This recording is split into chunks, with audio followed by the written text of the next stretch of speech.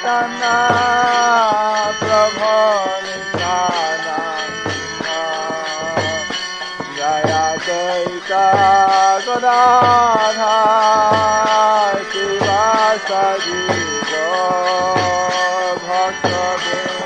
The following is a class given by His Holiness Jayapataka Swami Maharaj on June 6, 1980. The class begins with a reading from the Śrīmad-Bhāgavatam, Canto 7, Chapter 2, Text 39.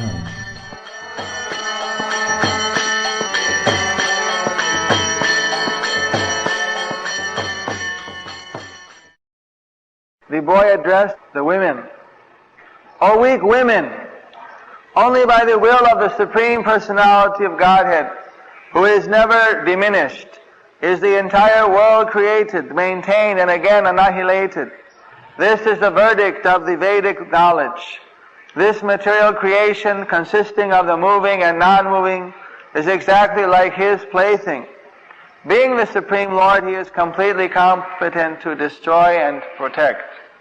Purport by Srila Prabhupada.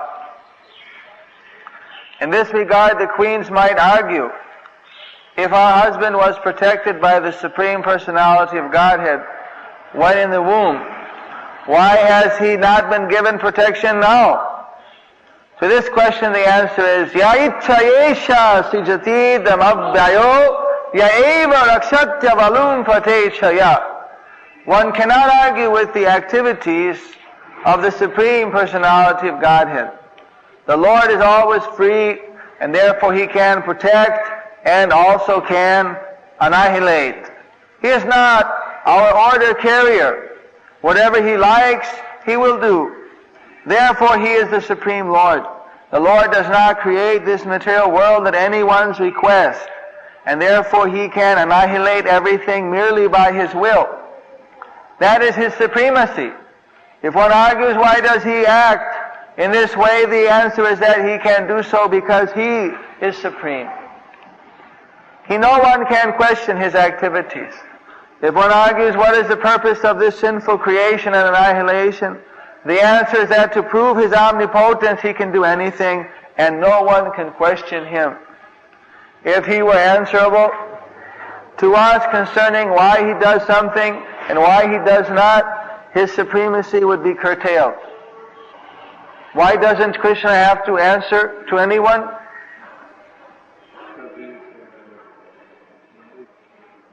Who is the boy that is speaking here? Anyone know? Yamaraj, yes.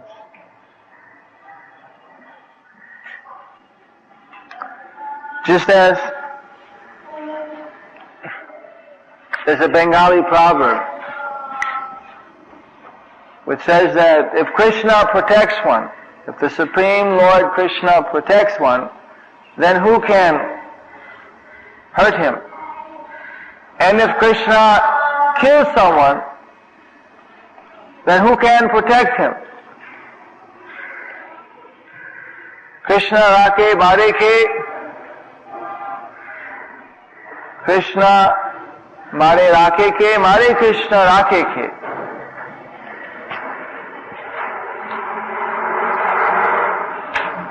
Just as if some people, they are in their homes with their big doors and the big guards and so many protection, yet they die or they are raided by dacoits and everything is stolen away.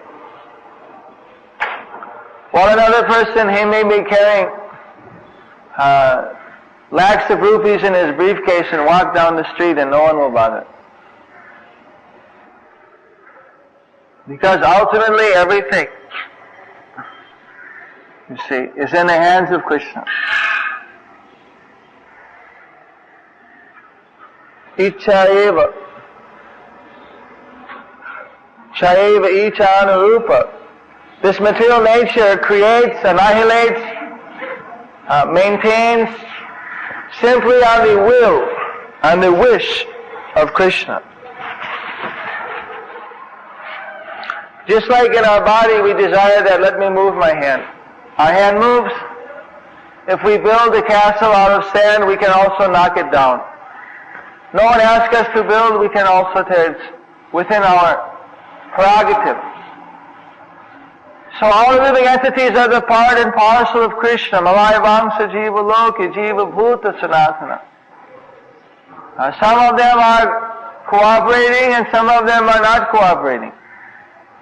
So out of his own will, Krishna decided, all right, let me create the material world for those uncooperative parts and parcels who I have given independence.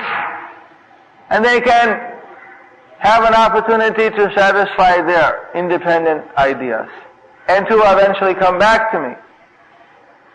But he doesn't compromise his supremacy. You see. That is the difference. That Krishna is supreme.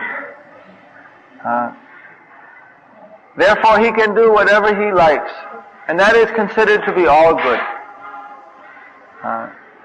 His action is the standard. On the other hand, the impersonalist philosophers, they're thinking that I am God. Yet, at every moment, they are put under so many miserable conditions of this material world. What kind of God are they? Here we see that in no way can Krishna be compromised. Balaram, he appeared in the meeting when Maharaj was sitting on his big Vyasa-san. And there were so many thousand students, great sages, listening to Maharaj and preparing to hear the message of Bhagavat. And everyone stood up to greet Balaram. But Maharaj is thinking, I'm sitting on Vyasa-san, so Krishna himself, Balaram, has come. But Guru is, of course, not different this and who knows exactly what he was thinking. He was thinking somehow that I'm on Vyasa-san, therefore I don't have to stand up. But if the ambassador may be coming somewhere representing the king, everyone may stand up in respect. But if the king himself comes, the ambassador won't stand. Of course the ambassador will stand up. He is simply the servant of the king. And when the ambassador goes to a foreign country, he may be given so many receptions and he may be given so much honor. But after all, he's nothing but the peon for the king. He's simply bearing the message of the king. He's a messenger. And if the king comes and then the ambassador thinks that, oh, this is my house, this of course is a mistake on his part. The example we're giving, Maharaj is sitting on his Vyasa-san, so Balaram comes and he takes a piece of grass and he touches him. And simply by touching him with a piece of grass, he takes his life. And everyone starts to lament. But nobody can say anything. Because Balaram is Swatantra Iswara. He's independent personality of Godhead. He can do as he pleases. They're lamenting, now who will speak the Bhagavatam to us? He was our teacher. They're simply approaching him with a question to solve their problem. Not to challenge that you have no right to take his life. No, he has every right.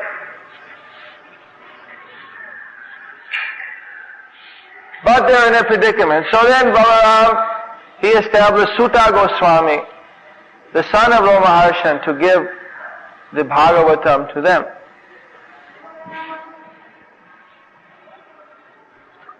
So this is the situation. Krishna is the independent personality of Godhead. No one can dictate to him. You see, of course, in love he may accept to do something. That is also his independence. He is the reservoir of all the best qualities, of all good qualities. Even the qualities which in this material world appear to be bad are good in him. So naturally he has got compassion, he has loving nature, mercy, friendliness, forgiveness, benevolence. He has so many qualities. Therefore, naturally, if someone surrenders to him and takes him as his eternal master, as his friend, the Krishna is not one who cannot reciprocate.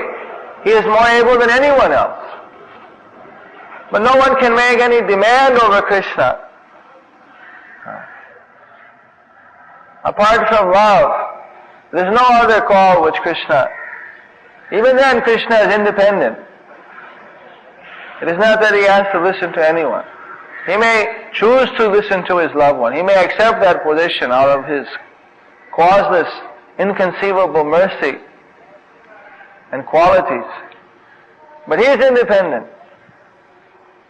He can do as he pleases. If some devotee takes Krishna for granted, takes the spiritual master for granted, then immediately his devotional service is hampered. I have done so much for my spiritual master or Krishna. It's the same thing. We don't serve Krishna except through the spiritual master. So now what he is going to do for me?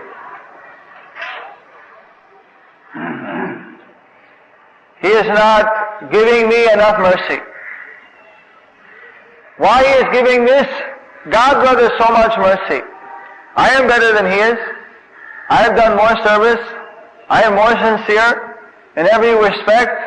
I am so much more intelligent. What is that person? Is a rascal.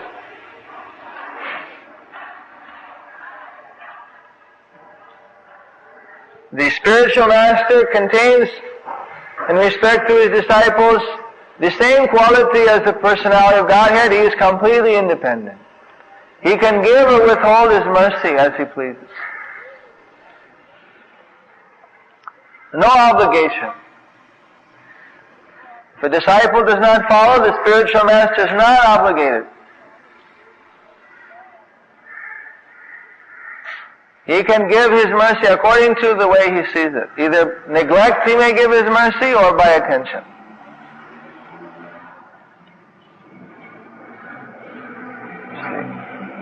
One can lament or can pray to get some attention, that's another thing. But he cannot demand. There's no demand that can be laid on Krishna. Even some devotees, they may be, just like Narada Muni, he was meditating on Krishna, his holy name, and chanting, and suddenly Krishna appeared to him. And then Krishna disappeared.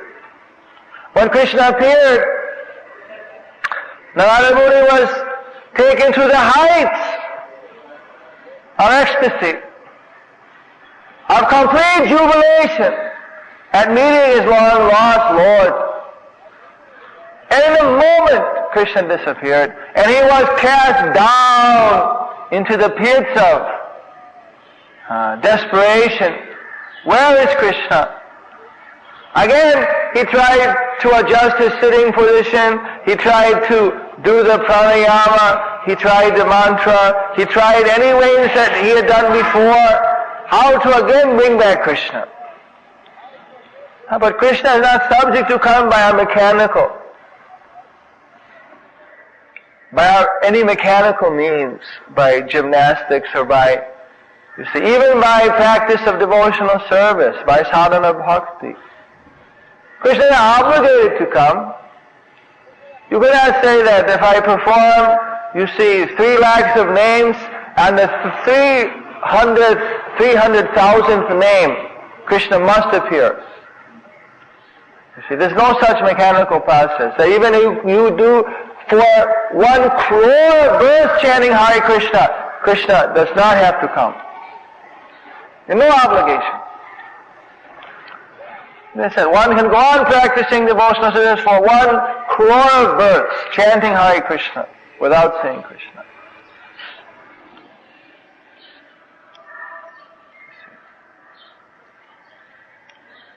If one does not avoid offenses in his devotional service, then he won't make progress. Krishna will come on his own sweet will. So long as one is maintaining this proud attitude, somehow we are hanging on to the false conception of our own importance in relation to Krishna, in relation to the spiritual master,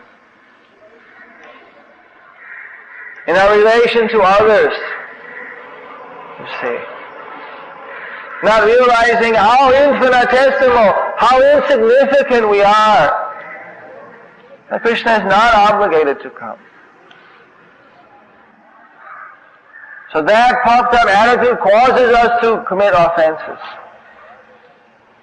We start evaluating that how much devotional service we perform, and therefore how much service and how much surrender we can avoid. You see, and that is our pitfall. That is our downfall. So, we should never think that we are indispensable in Krishna's service. In fact, it mentions that sometimes devotees get elevated to the platform of bhava. Bhava platform is when one is crying, tears are coming in the eyes, hairs are standing on end, asasatika bhav is manifested. He's completely, continuously engaged in devotional service. In that position, Krishna, he may keep him waiting for 1,000 births without appearing, without bringing him, relishing the desire of the devotee to come to him. He sometimes may even walk up to the devotee and just stand next to him. And the devotee can smell the aroma on his body and go mad. Looking, where is Krishna? What is this? Sometimes Krishna may even touch the devotee without appearing. Of course, that is a very elevated platform. The point is, what attitude should the devotee take? This is important because we have to avoid offenses. Sometimes devotees ask, why is it I'm chanting for 3 years, I'm trying so hard, I'm not getting any taste for chanting, I don't see what is in this Krishna conscious movement. Well, another person, he chants for 1 day, immediately he's getting a taste.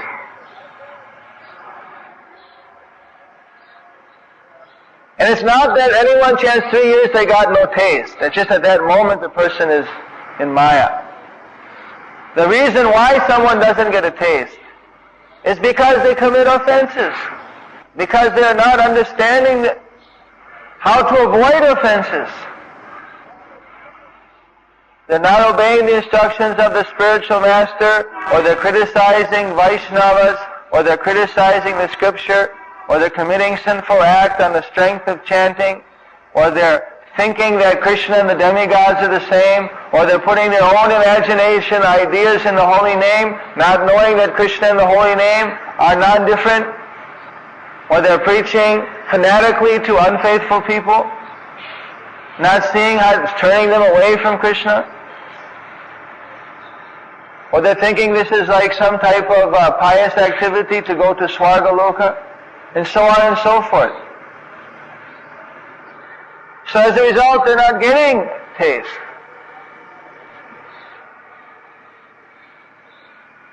You see, that is not anyone's fault but their own fault.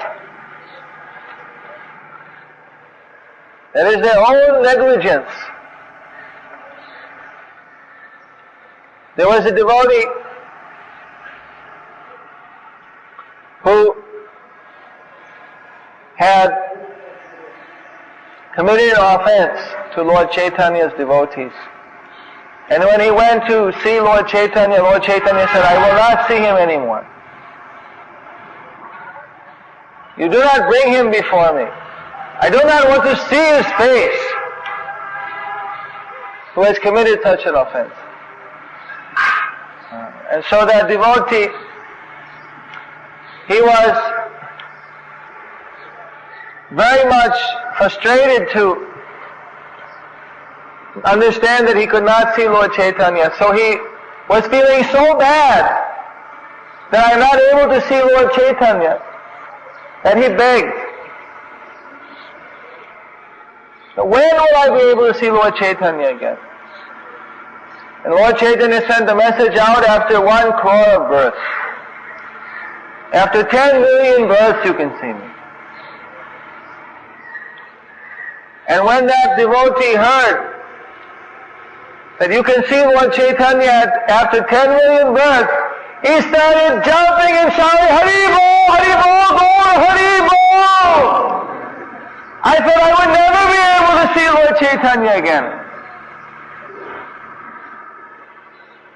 That he had put great hope. He thought that never again will I see Lord Chaitanya.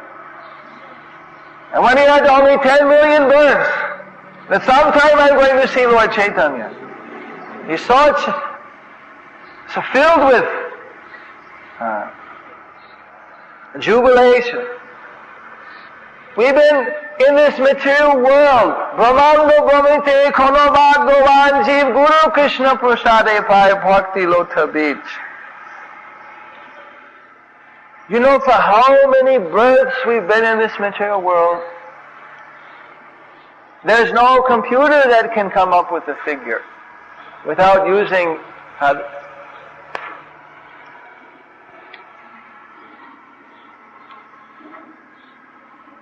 multiple systems. Brahmando Brahmite. One Brahmando is like a sealed prison which is created at the birth of Brahma and is destroyed at the end. That is why it's called Brahmando. It lasts for the life of Brahma. Brahma is living his one day 4,300,000 years times 1,000 is his one day. And he's living day and night. And he's living 30 days in a month, 12 months in a year, 100 years. And we are going Brahmando Brahmite. We are wandering from universe to universe. Because after Brahma's life, the whole material world is dissolved. Then again, when Krishna desires, he creates. Again, we go into a new universe and stay for one lifetime of Brahma. As bug, as insect, as human being, again back down. And we're wandering like this Brahmando Brahmite from universe to universe. And it's not that it takes one day to go from one universe to the next.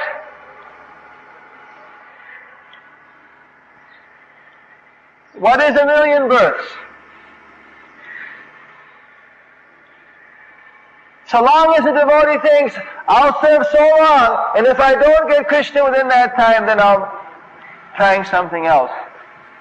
That means he has no faith. One has to have the determination that there's nothing in this material world worth having.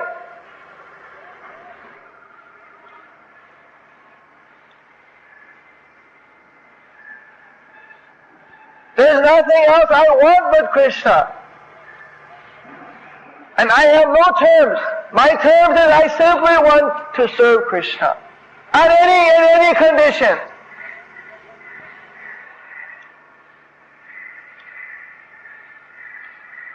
Krishna is not so cruel that he does not give the situation that we require to serve him. But the devotee who is going to actually get Krishna is one who is simply prepared or determined or simply fixed in the desire that I have no other goal than to reach Krishna.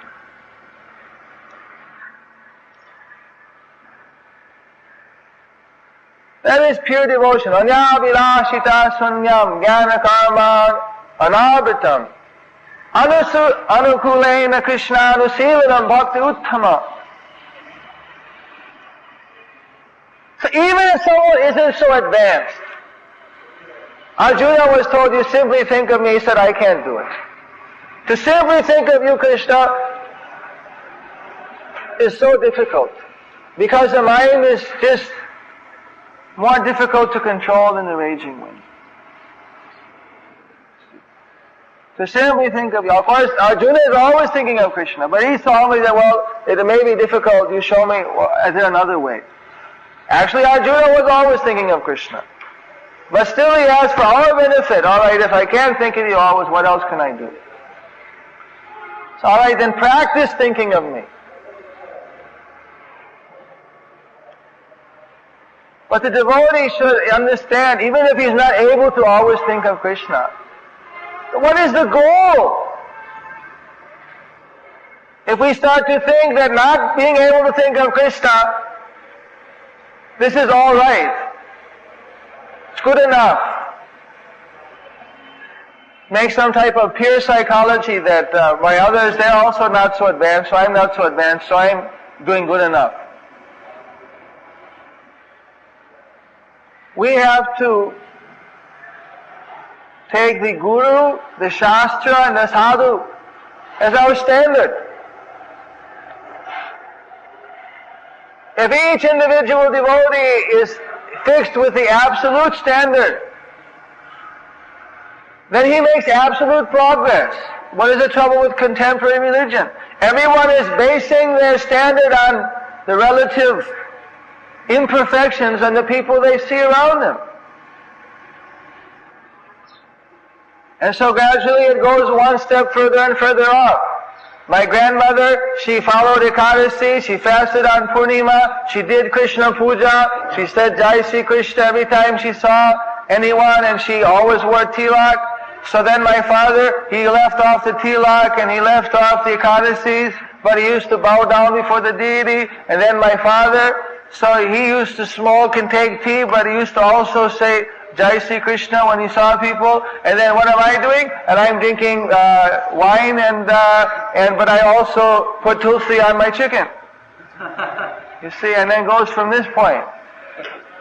And the next one, and then you see what is happening, as the culture goes down and the families break up, the traditions are ruined, and step by step people go further and further into ignorance. And the same thing can happen in any spiritual movement. What is the system of Guru Parampara? It is simply they are sweepers. Guru means he's a sweeper, to sweep out all the dirt and to maintain the pure line. We have to be fixed up what is the goal. And Maya's trick is to first of all make us forget Krishna, and then to make us fall down. First forgetfulness is to forget what is pure devotional service. What is my goal? And start to think that my relative position in bhakti, my position is good enough. And as soon as we become nonchalant, as soon as we become lethargic in that way, stop trying to endeavor for perfection, then we fall down. That's the next step. Then gradually we fall down, because we lose our taste. We wonder, why I'm not getting a taste? Because we're not trying to become pure devotees. That's why someone's not getting a taste. He's trying to maintain himself in some middle position, losing sight of the goal. He knows the material world is miserable, theoretically. But he's not determined, I want to reach Krishna. So while getting the shelter of Krishna, a little bit of protection from material misery, he's making progress back to Krishna. He's progressing on the way. He's thinking, well, this is good enough. 1 foot in Maya, 1 foot in Krishna. And then he's finished. Then Krishna cuts off the shelter. Because he's no longer looking to Krishna. He's looked back to Maya. You can't keep. What happens if you are in the middle of a river? This example is given by the sages. And you're trying to stand with a foot in one boat and the other boat at the same time. You're either going to rupture all your ligaments and fall in the water, or you have to jump into one boat or the other.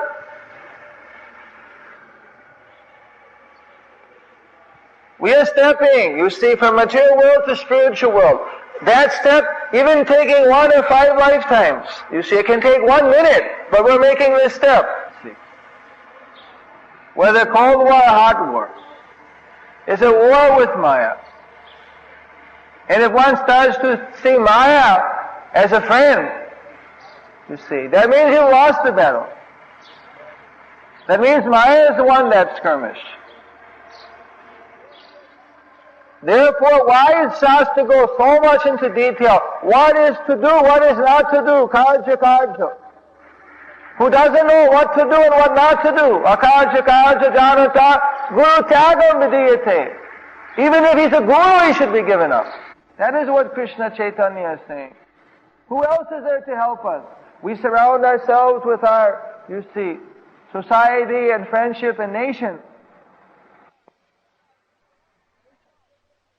Who can save us at the time of death?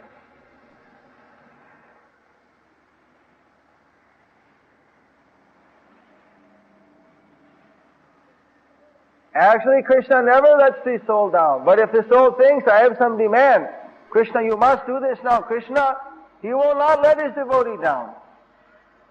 But how he will protect his devotee, that is his own interest. The devotee's interest is not that how Krishna will protect me, how he will provide for me. The devotee's interest is simply how I will serve Krishna through Guru. And Krishna's interest is how I will protect my devotee. He's given his promise. My devotee will never perish. The devotee, he's thinking how I can distribute this book, how I can make this member, how I can perform this service, how I can build this samadhi. Whatever it may be, how I can deliver these people. And he goes on. And Krishna, he is worrying that now how I can protect my devotee.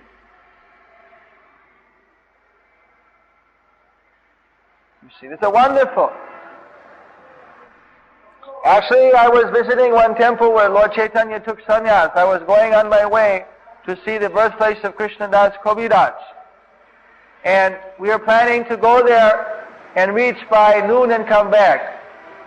But we are a little late. It's not unusual. And we reached the temple of Lord Chaitanya Sannyas, established by Gadadhar Das and Narahari Thakur, the ashram of Keshav Bharati, at 12 o'clock. So I asked the Goswami there for a disciple to take me on to another 1 hour drive to the birthplace of Krishnadas Kaviraj. And so he insisted that you have to take prasadam. I said that no, I have to reach this place and see the birthplace of Krishnadas Kaviraj. You want to do some development work there. He said, no, you are thinking of doing Krishna's work. That is your lookout. But Krishna's lookout is that he has to feed you. So on behalf of Krishna, I order you must accept his prasadam. So what could I do? So they gave a very nice prasad also. So actually that is the fact. What he said was correct. That it is Krishna's lookout. Of course, we take responsibility. This is my body. I have to watch out for my body on behalf of Krishna. That is there. We are not to be negligent. We take it this is Krishna's property. But how the devotee is able to pull on, that, you see, no materialist can dare to take such a position. They want to make so many arrangements. But the devotee is able to maintain on Krishna's mercy in such a way and actually feel fully protected.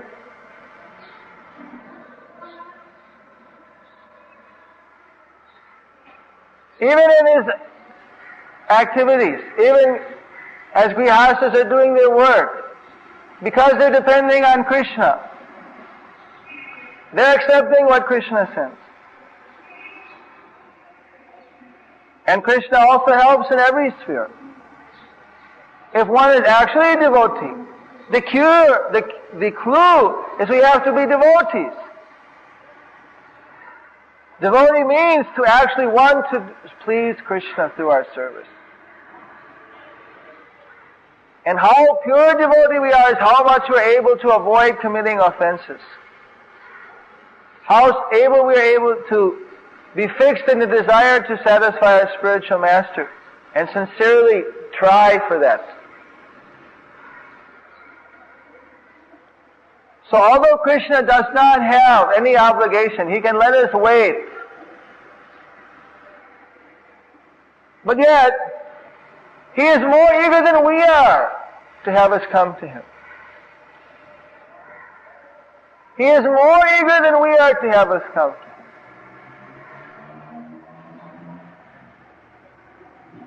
For one step we take to Krishna, he takes 10 steps to us. He is so anxious. Sanatana Goswami described that sometimes when the conditioned soul finally reaches Krishna, Krishna embraces him, crying, "I have been waiting for you for so long. I have been waiting for so long. What took you so long to come?" Even sometimes Krishna falls unconscious. Overjoyed by meeting his devotee. And the devotee, what to speak, he also falls unconscious. Krishna is so eager for us to come back to it. But we are just dragging our feet. Making so many materialistic considerations.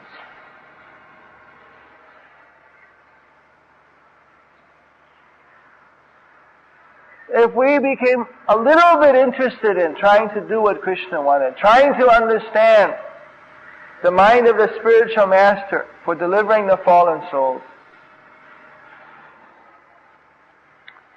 you see.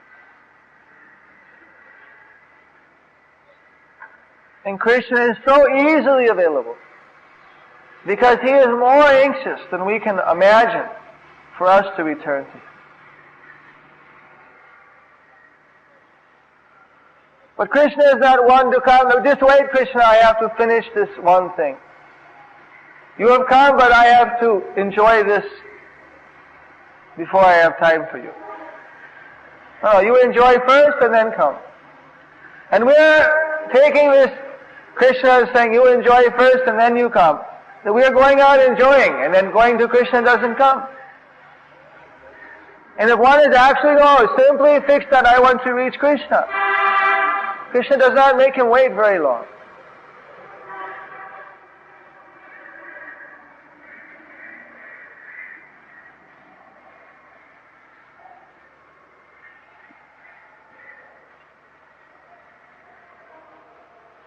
In fact, the Nectar Devotion describes that such advanced devotees, Krishna himself cannot wait. He becomes very eager. He wants to meet the devotee. It's not a question of him revealing himself. He goes to meet his devotee. He is anxious to meet his devotee.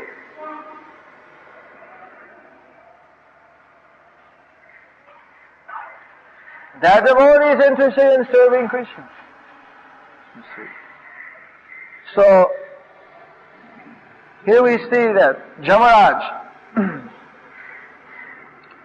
he is instructing them in the actual position that you can try and try again, but you won't be happy.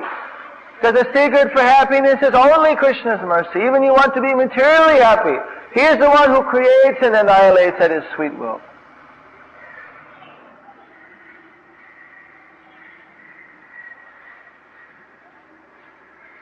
You can make all arrangements to be happy, but if it's not in Krishna's mind that you should be happy. In that way. If you should not have those arrangements, He'll destroy them, no matter where a person goes. If Krishna wants to keep someone in poverty, He can make all arrangements to be rich, but somehow or another he won't be rich. And if Krishna wants one to be rich, He can make all arrangements, but however He turns, money comes to him.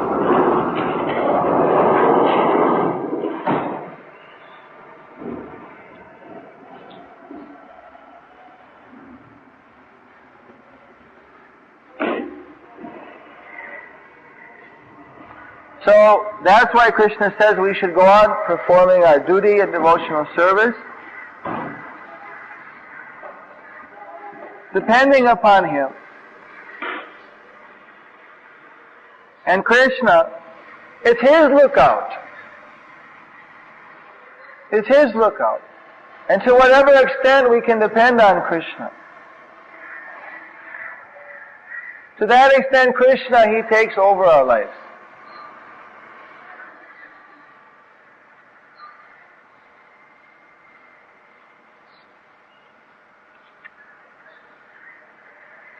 And if someone thinks, I remember one time a devotee was suffering from an asthma attack and he started to cry out, Krishna, Krishna, why you are doing this to me?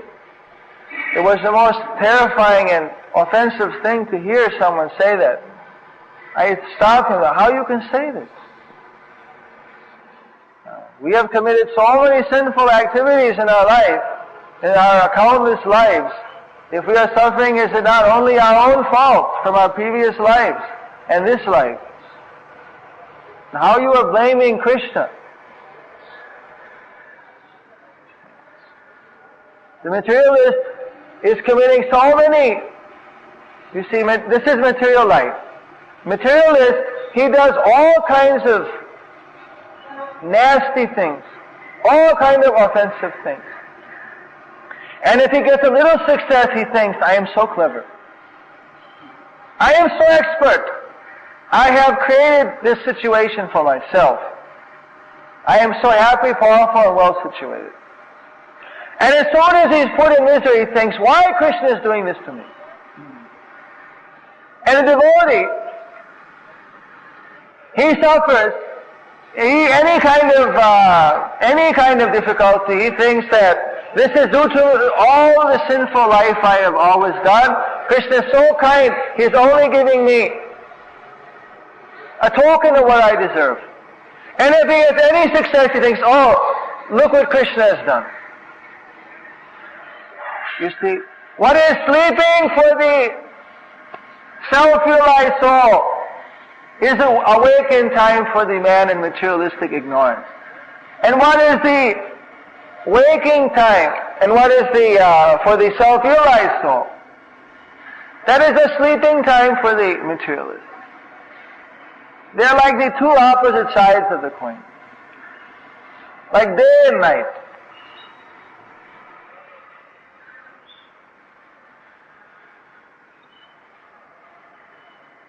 So the materialist, he has no shelter.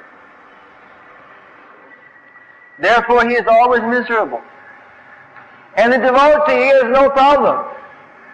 And he has always Krishna's shelter. Therefore, it is said, someone who is a pure devotee, he is the reservoir of all the good qualities of the demigods.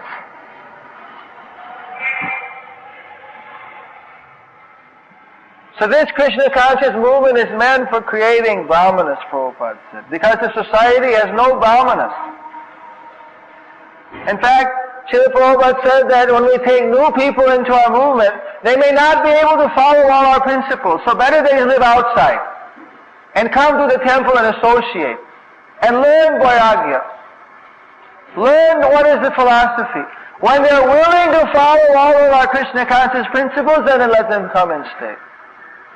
Because we don't want to bring materialistic people within our society because they will contaminate the whole thing. And this society is meant, so it doesn't matter if the whole world doesn't become just like our society. We don't expect everyone will become devotee like this. But someone should show what is the standard. What is the standard of perfection? That is the mission of this movement. And if someone cannot maintain this standard,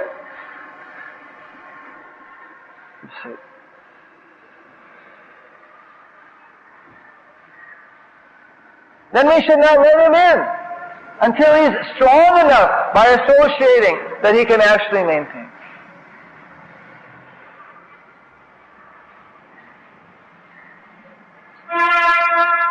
That is for his own benefit. So anyone who is a disciple in this sampradaya is expected to be on the level of surrender to the spiritual master. And according to his occupational position, according to his service as assigned to him by the spiritual master, he is to carry out those instructions. That is why we don't accept cheap disciples. We don't want millions of disciples. There are some gurus in Bengal who they take 1,000 people, 5,000 people, 10,000 people in a big pandal. They say, everybody stand up who wants to take initiation. So everybody stands up. Now raise your hand. Then he says, Tat Sat or something, and all my disciples. 10,000, one shot. You come and give your guru dakshin and the tent on the side. You see? And it's not income tax exemptable, but you can give number 2. You see? Principle, simply donate to the guru. No other principle. And make me more disciples. And, they throw something religious, but no restriction. You can eat meat, you can do this, you can do that. You'll become God very soon. This is their promise. You worship me because I am God, and what is the result? You will also become God. So in this way they're cheating. So, this Krishna conscious movement, Prabhupada said, is not interested in that. We want to find who are the sincere seekers of the absolute truth, and we want to give them an opportunity to reach the goal. Otherwise, we can reduce our standard, we can get so many people. But by reducing our standard, if they don't reach Krishna, what is the use? To maintain some artificial followers. If you pay disciples, you can get lots. But what is the use?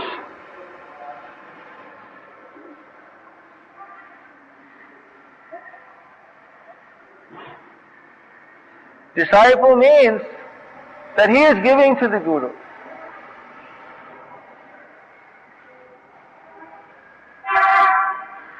In Mayapur, I often think that we should pay something,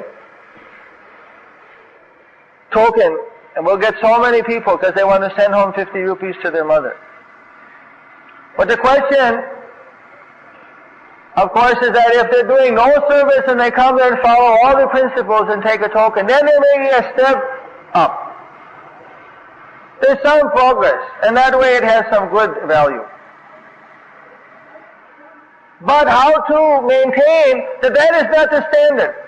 How to keep the standard. Actually, the real standard is to be completely surrendered.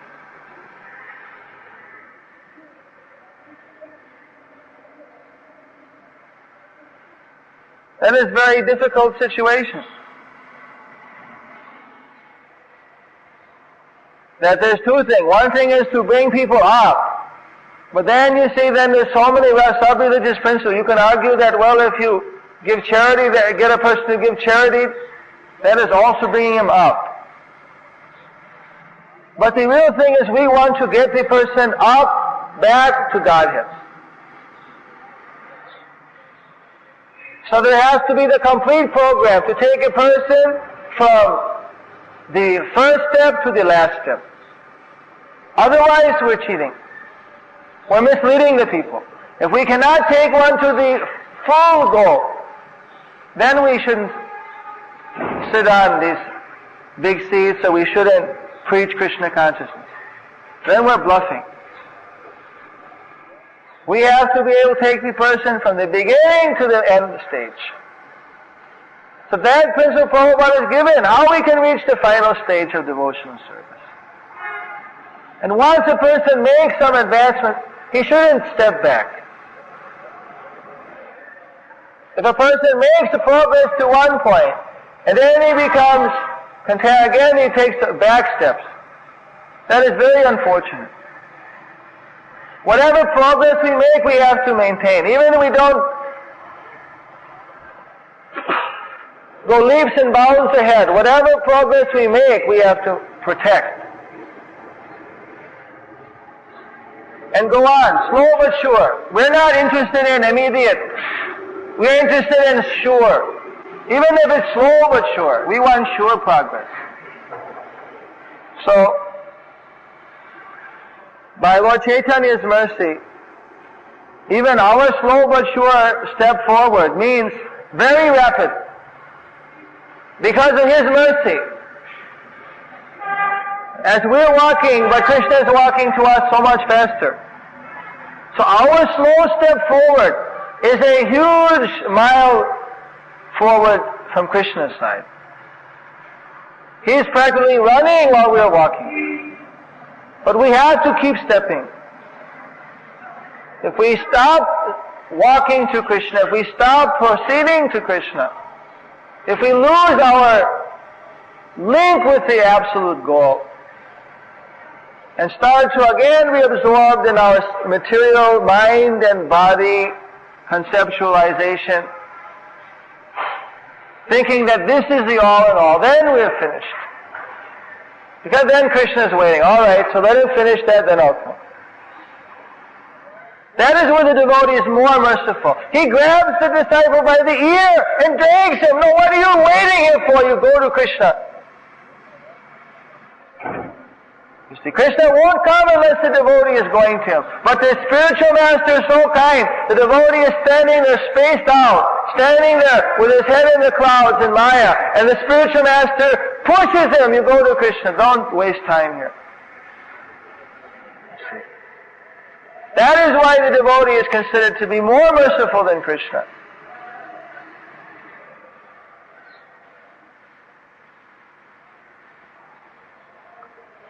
Jai.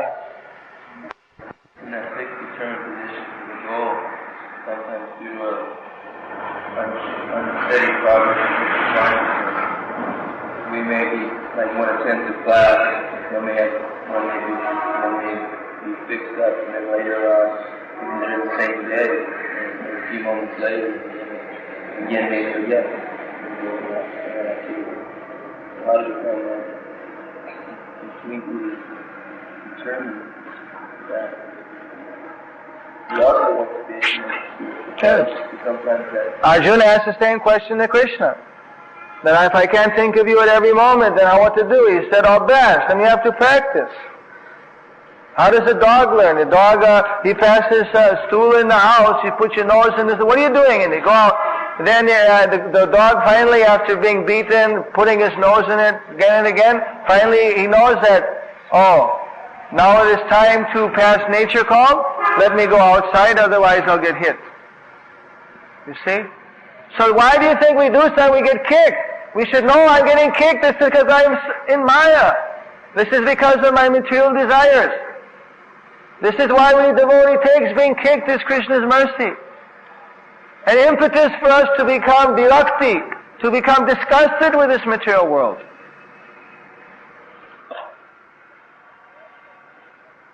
And then we practice training our mind.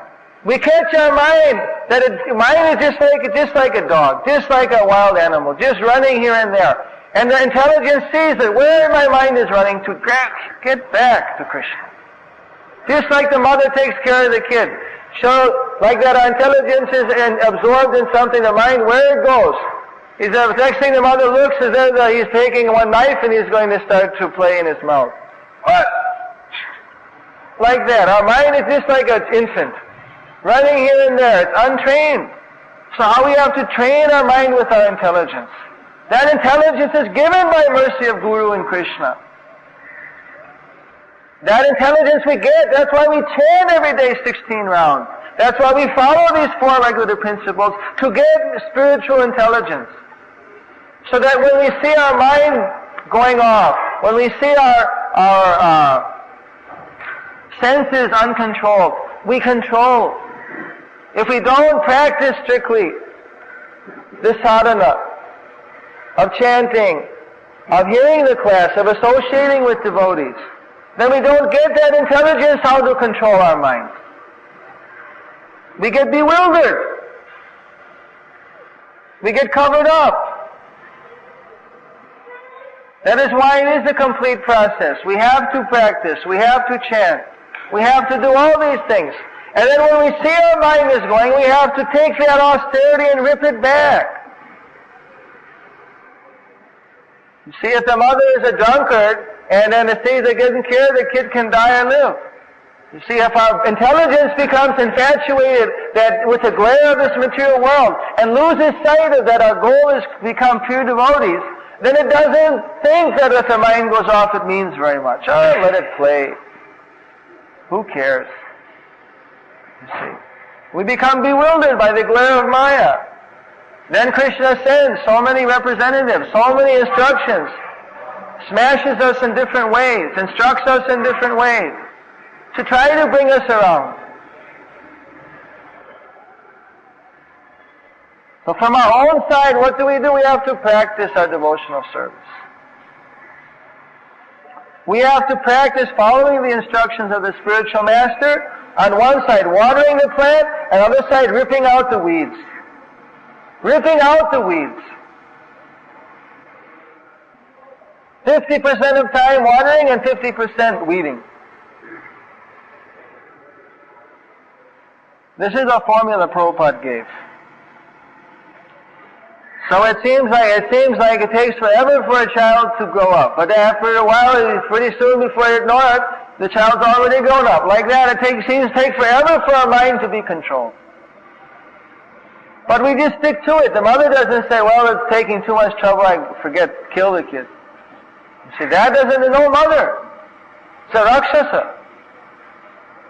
We cannot, throw the baby out with the bathwater.